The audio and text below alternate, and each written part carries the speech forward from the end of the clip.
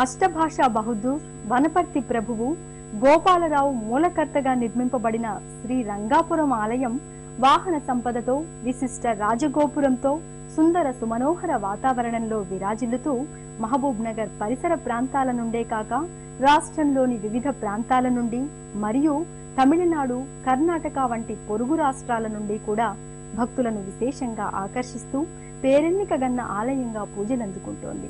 శ్రీరంగనాయకునికి ఫాల్గుణంలో బ్రహ్మోత్సవాలు, మార్చిలో పుబ్బా నక్షత్రం రోజున రథోత్సవం, వైకుంఠ ఏకాదశి అధ్యయన ఉత్సవాలు, హోలీ నుండి ఉగాది వరకు జాతర, అలాగే దసరా శరన్నవరాత్రి ఉత్సవాలు, ధనుర్మాసోత్సవాలు వైభవంగా నిర్వర్తిస్తుంటారు.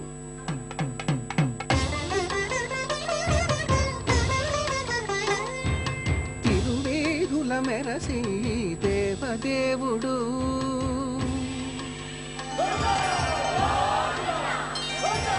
తిరువేదుల మెరసి దేవదేవుడు గరిమల మించిన సింగారముల తోడను తిరువేదుల మెరసి దేవదేవుడు దేవదేవుడు.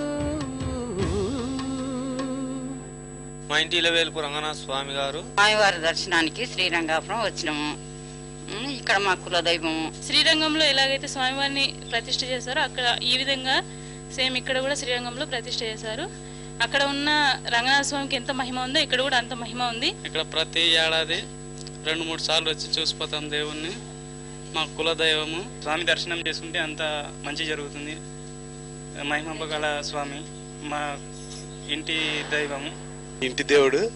కంపల్సరీ మేము శనివారం వస్తుంటాము.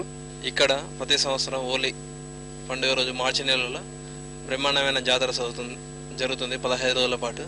ప్రతి శనివారం ఈ గుడిని దర్శించుకోవడానికి ఇక్కడికి వస్తుంటాను. దేవుని ఏవైతే కోరికలు కోరుతాడో ఆ మొక్కులు తీర్చే దేవుడు ఈ యొక్క రంగనాయక స్వామి. రంగనాయక స్వామి మా ఇంటి ఇలవేల్పు. ప్రతి శనివారం కూడా మేము ఇక్కడికి వస్తుంటాము. నా పేరు గోదాదేవి. ఈ రంగనాయక స్వామి చాలా ప్రసిద్ధి కలవాడు. ఇక్కడ టోటల్ మహబూబ్ నగర్ లో అందరికంటే చాలా ఫేమస్ గుడి. ఇది వనపర్తికి ఒక 25 కిలోమీటర్స్ లోపల ఉంటుంది ఈ యొక్క దేవస్థానము. ఇదే పెద్దది శ్రీరంగపురం. దీనికి కొన్ని వాహనాలు కూడా ఉన్నవి, చాలా ఫేమస్ వాహనాలు. దాదాపుగా 9 జిల్లాలకు కూడా లేవు ఇంతటి వాహనాలు. ఒక మళ్ళీ కాళహస్తి తర్వాత అంత పెద్ద వాహనాల సంపద ఈ యొక్క దేవస్థానానికి ఉన్నది.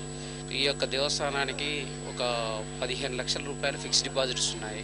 ఆ వచ్చే ఇంట్రెస్ట్ పైన బట్టినే ఈ యొక్క చుట్టుపక్కల ఉన్న దేవాలయాలు 18 దేవస్థానాలకి వాళ్ళకి ధూప దీప నైవేద్యాలు పూర్తిగా మేము ఇస్తున్నాము. మార్చి లోపల రథోత్సవం జరుగుతుంది. చాలా జనం వస్తారు. ఇక్కడ మద్రాసు, బెంగళూరు, పక్కమటి రాష్ట్రాల బట్టి చాలా పబ్లిక్ రావటం జరుగుతుంది. కృపాతరంగుడైన ఆ రంగనాథుడి ఆశీస్సులతో ఆయురారోగ్య అష్టైశ్వర్యాలతో ఆనంద తరంగితమై భక్తుల జీవనాలు శోభిల్లాలని హృదయపూర్వకంగా ఆకాంక్షిస్తూ మరో తీర్థయాత్రలో మరో ఆలయ సందర్శనంతో మళ్ళీ కలుసుకుందాం.